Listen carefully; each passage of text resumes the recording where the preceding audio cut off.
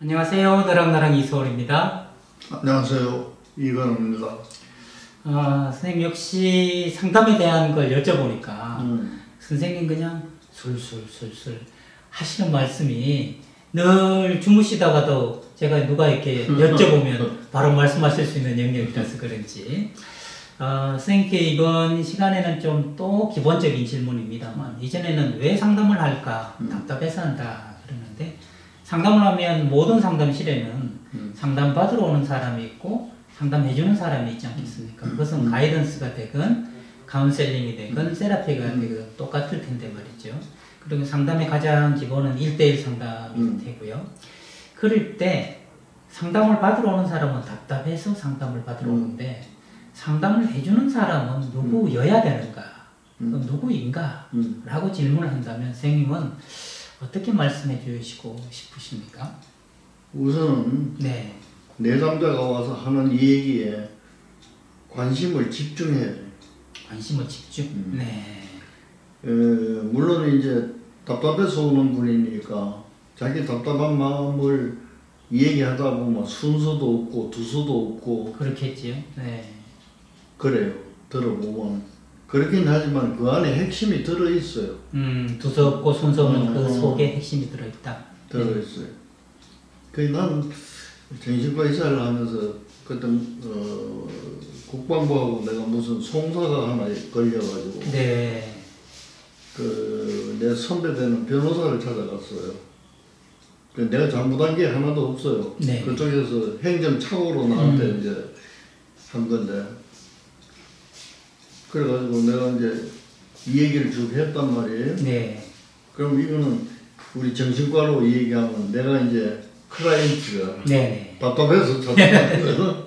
네. 근데 우리 선배는 타이프라이터를 앞에, 그때는 컴퓨터가 없을 때니까 타이프라이터를 앞에 두고 이렇게 칠 자세로는 앉아 있으면서 귀는 나한테 기울이는 거예요. 네. 근데 내가 말하는 걸 하나도 안 쳐.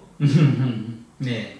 그냥 한참 뭐 내가 얘기하니까 어떤 건 똑딱똑딱 하고 한번 쳐놓고 네네. 또 이래 듣고 있다가 또 하고 그리고 한 서너 줄 치니까 끝이라.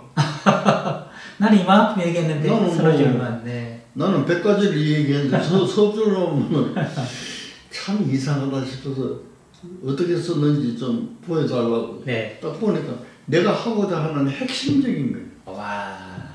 나는 이제 답답한 사람이니까 예. 핵심적인 게 아니라도 그걸 더 강화하기 위해서 네. 다른 얘기도 자꾸 하는 거예요. 살도 붙이고. 그러나 이제 법률가가 듣기에는 그런 군소리는 해봤자 통하지도 않고 네. 하니까 집중적으로 들으면서 군소리는 떼고 네네. 이 사람이 진짜로 답답해하는 요게 법률적으로 어떻게 되는가 이 판단을 가지고 딱 적어 석줄적인 게 끝나는 거예요. 네네. 그거나 마찬가지예요. 오는 사람은 답답해서 이래서 억울하고 저래서 억울하고 이런 걸 얘기하지만은 치료자는 그것을 어떤 것은 듣지 말라는 뜻이 아니에요. 네. 다 듣고 그 속에 숨어있는 핵심적인 문제가 뭔가를 끄집어낼 수 있어야 되는 거예요. 그러니까 집중할 수 있어야 되는 거예요. 네. 치료자의 첫째 자세는 집중해야 돼요.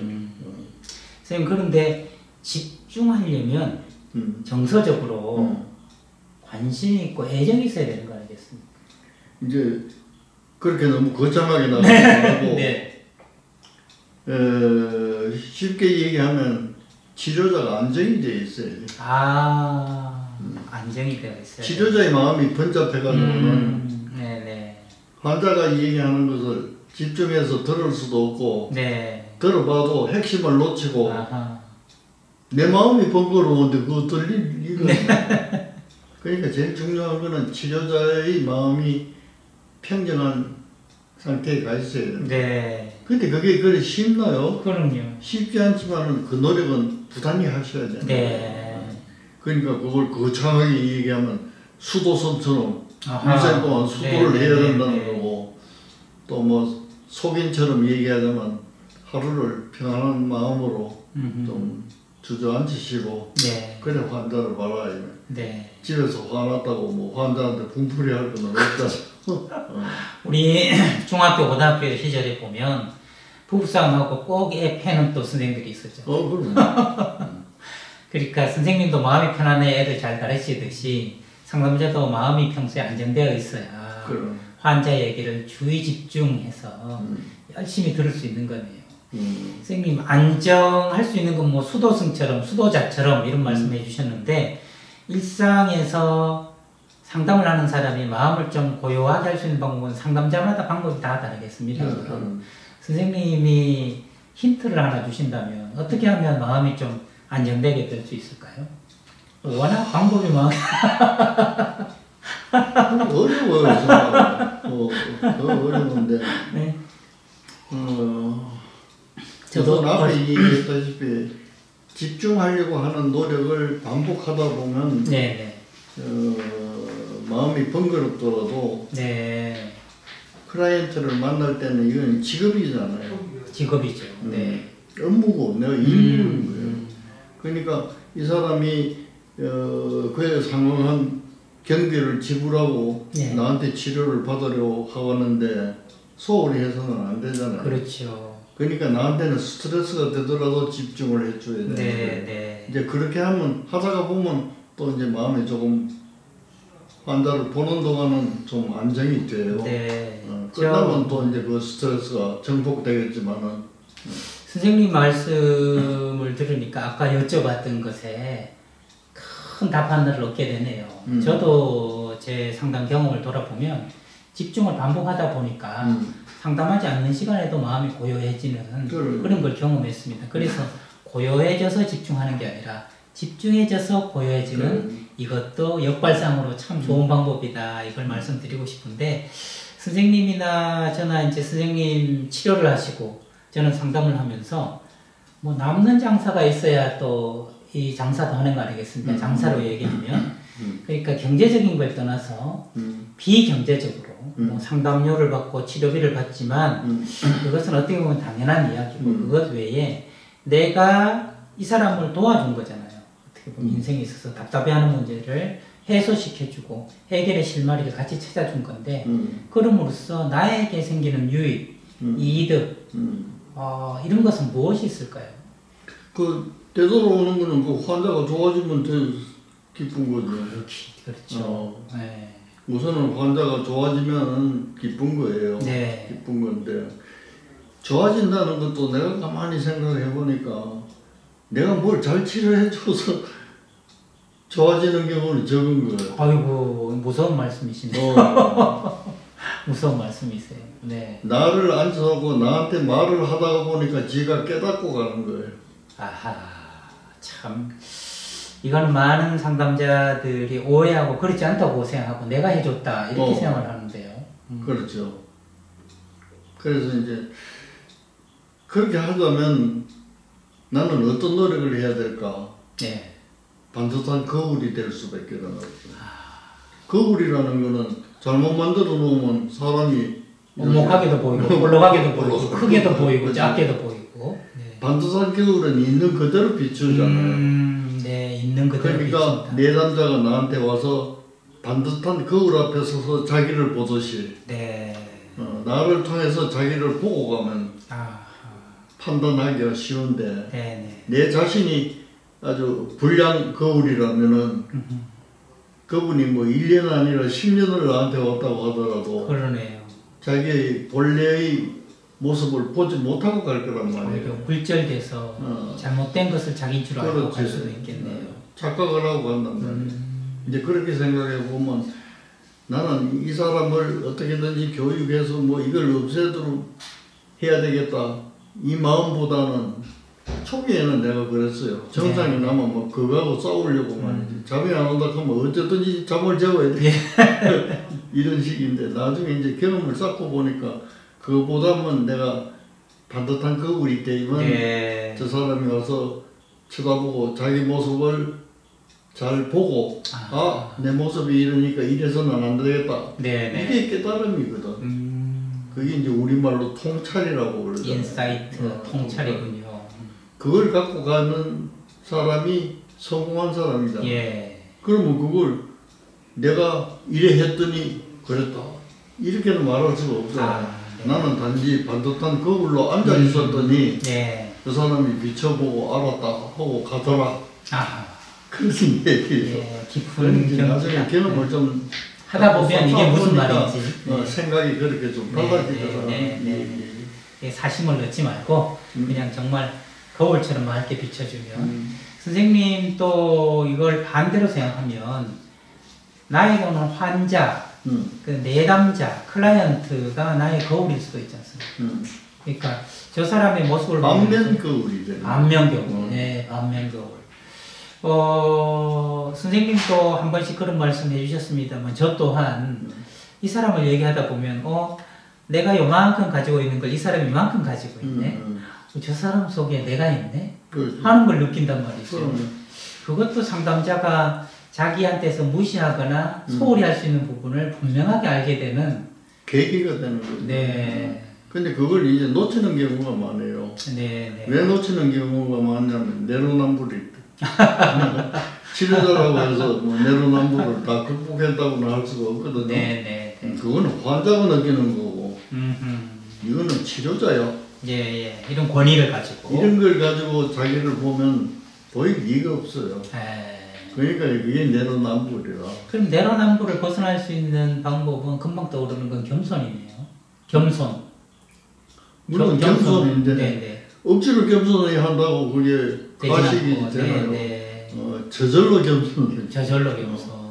벼이삭이 무거워져서 저절로 고개를 숙여야지. 네. 한참 싱싱 올라오는 걸 분지를 가지고 고개 숙이고 아직 숙일 때도 안 됐는데 고개를 숙이게 하면 이거 죽어버리겠네. 그러지. 야, 선생님 가장 기본적인 거를 여쭤보고 있지만 가장 근원적이고 깊이 닿기 어려운 이야기들이네요. 자연스럽게 고개가 숙여져서 저 모습이 내 모습이다. 선생님께서는 인격의 정말 여러 가지 조각들을 환자들을 통해서 참 평생 보셨겠어요. 그렇죠? 그 보시면서 그 환자가 내 스승이다, 반면교사다 이런 생각을 한 번씩 하셨습니까? 그럼 항상 하죠. 항상. 내가 어디 책 썼는데도 그런 걸 쓴 일이 있어요. 예. 내 스승은 환자라고 썼어. 나 스스로 그게 환자다. 그냥 말장난으로 한 게 아니라 네. 정말로 그런 걸 느낄 때가 있어요. 예. 이 사람이 아니었으면 내가 어떻게 한 가지 우스운 얘기를 내가 하나 해드릴게요. 네.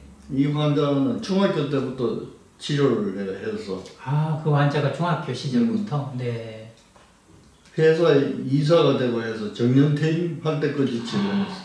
와, 그러면 적어도 한 40년 가까이 하셨다는 뜻이네요. 오이구야. 그런데 그 환자하고 이제 치료가 아주 장기간 치료가 아니고 네, 평생에 걸친 거예요. 뭐. 단기 치료로 이제 시간을 단축해가지고 보통 한 15분 내지 30분 정도. 네. 하루는 경제적인 얘기가 나와가지고. 네. 그 내가 문득 왜 그런 걸 물었는지 내가 그때 경제적으로 좀 궁핍해서 어떻게 할까 이 생각을 하고 있을 때였었던 것 같아요. 네. 그렇게 평정한 마음이 아니잖아. 환자한테 내가 어떤 질문을 했냐면 당신이 만일 지금 월급을 받지 않는다. 네. 월급이 끊겼다. 그러면 몇 달 정도 도움 없이 살아갈 수 있겠는가? 네. 내가 그걸 물었어. 네. 그랬더니 이 친구가 가만히 생각하니 글쎄요. 뭐 한 1년은 버티지 않을까요? 1년을? 네. 그게 딱 놀라서 내가. 나는 이런 생각해보니까 한 달 버티기가. 그리고 저도 지금 속으로 놀랐거든요. 저한테도 지금 물어보니까 1년씩이나? 그래서 내가 그때부터 개업을 하려고 말이죠. 네. 시내를 한 몇 달 동안 돌아다니고. 1년 버틸 수 그게 있다. 자극이 돼가지고. 결국 네. 마땅한 자리가 없어서 개업을 하지를 못하고 정년퇴임을 했는데 그게 이제 반면 교사라. 네. 저런 상황에 내가 처한다면 나는 어떻게 할까 하니까 환자보다도 못한 나를 발견하고 나를 발견한 거예요. 내가 저 사람보다 최소한 정신과 의사고 그럼 버티림도 더 길지 않겠는가? 치료자였는데 더 버틸 거라고 생각했는데 갑자기 한 달밖에 아이고. 11달에 차이가 나고 그래서 야 이거 내가 적어도 최소한 한 달이 아니라 1년 이상은 버틸 수 있겠다 이런 마음으로 그러면 한번 병을 알아볼까 이런 노래까지 하시게 됐다는 거네요. 아 참 그러면서도 한편 또 이런 것도 있지 않습니까? 나는 저기까지 가지 않은 게 그나마 다행이다 이런 안도감 같은 것도 없을까요? 뭐? 안도감. 안도감. 나는 저 정상까지는 그래도 이런 비슷한 면이 있지만 저 정상까지는 가지 않았구나 하는 것 때문에 안도감. 예를 들면 저는 선생님 이제 부부들 상담을 많이 한단 말이죠. 그러면 부부들이 뭐 이혼하고 갈등하고 이런 상담을 하고 집에 오면 아내가 그렇게 더 이쁜 거예요. 그런 어떤 병리적 특징, 문제 있는 특징을 아내가 가지고 있지 않다는 것 때문에 안도를 느끼고 더 아내가 이뻐 보고 고와 보이고 이런 것도 상담을 만약에 안 했으면 내 아내야 뭐 대한민국 평균이 아니겠나 하면서 찌그덕찌그덕 살았을 텐데 더 문제 있고 힘들게 사는 사람들을 상담하다가 아내를 보니까 오히려 아내 가치가 더 높아지는 그런 것도 있는 것 같은데요. 그런 것도 있죠. 나도 이제 천연병 시절에는 네. 그런 느낌을 많이 받았어요. 네. 이거는 환자만 갖는 거지. 똑같은 얘기를 해서 그건 나하고 관계없는 거다. 이런 생각을 많이 했거든요. 네. 그 다음에 이제 그거보다는 벗어나서 조금 죽는 정도로 가니까 어떤 생각이 드냐면 같은 걸 갖고 있어도 나는 그래도 영화에 피해가 없구나. 네. 저 사람은 그걸 피하지 못해서 내 앞에 앉아서 약을 받아가는구나. 네. 이제 생각이 그 정도로 바뀌더라고. 네. 나이가 들으니까 경험이 조금 쌓이니까. 네. 그러니까 이제 초년병 시절에는 오히려 그런 생각을 내가 더 많이 해서 영화에 피해갔구나 이런 생각하면 좀 우쭐한 기분이 들잖아요. 내가 다행이고 럭키하다. 용하게 피해갔다는 말이 참 쉽지만 그 말의 깊이는 참 가늠하기 어려울 만큼 여러 뜻이 있고 깊다는 생각이 드는데 용하게 피해가는 것과 용하게 피해가지 못하는 것의 차이. 저는 오래전에 선생님께 들었던 말씀 중에 오히려 정신과 환자들이 건강하고 정신과 환자가 아닌 사람들이 건강하지 못하다. 이런 말씀이 극단적으로 그런 얘기를 그 말씀을 지금 잠깐 풀이해 주시면 어떤 뜻으로 그 말씀을 그건 왜 그러냐면 이 세상에서 우리가 받고 있는 스트레스 양이라는 게 엄청나게 많잖아요. 그렇죠.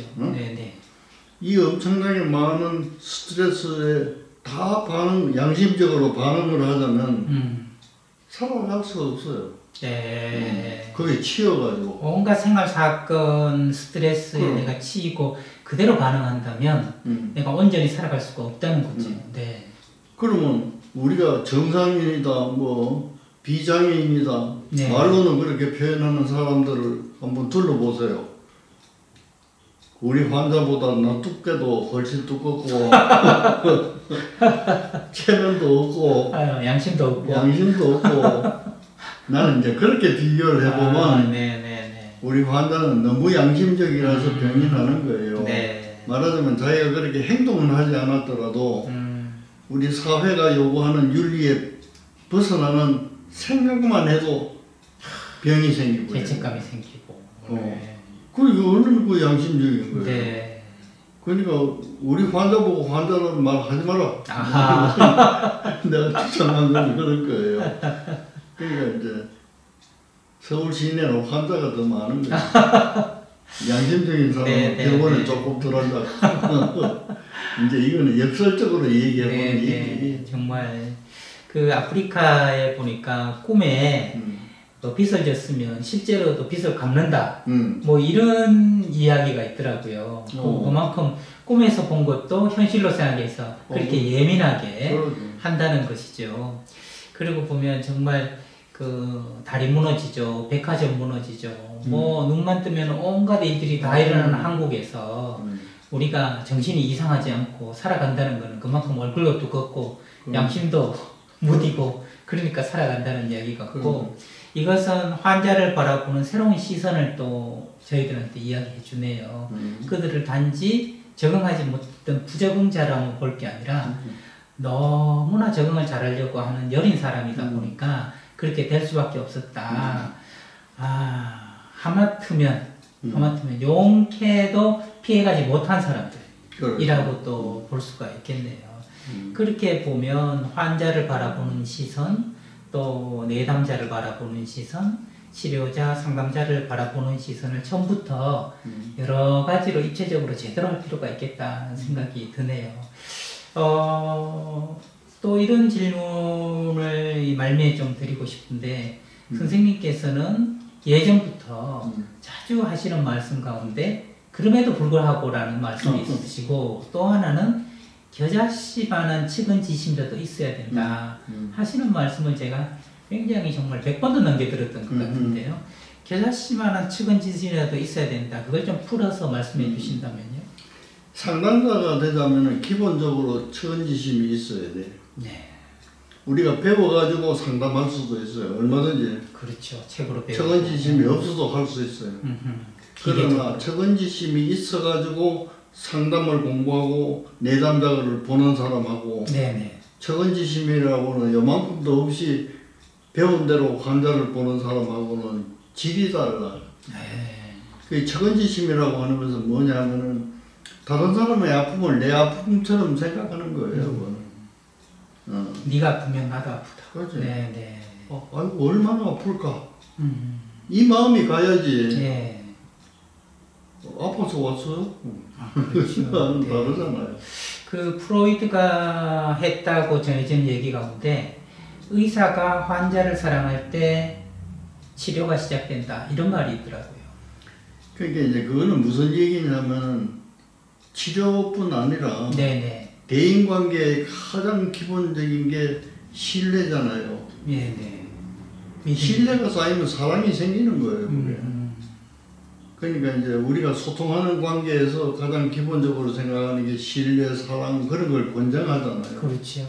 그거는 자연 발생적으로 생기는 거고 네네. 교육으로도 생기긴 생기지만은 자연 발생적으로 생기는 것만 못해요. 교육이라는 거는 교육 방침이 바뀌어져 버리면 또 그건 또 다른 가치로 되니까.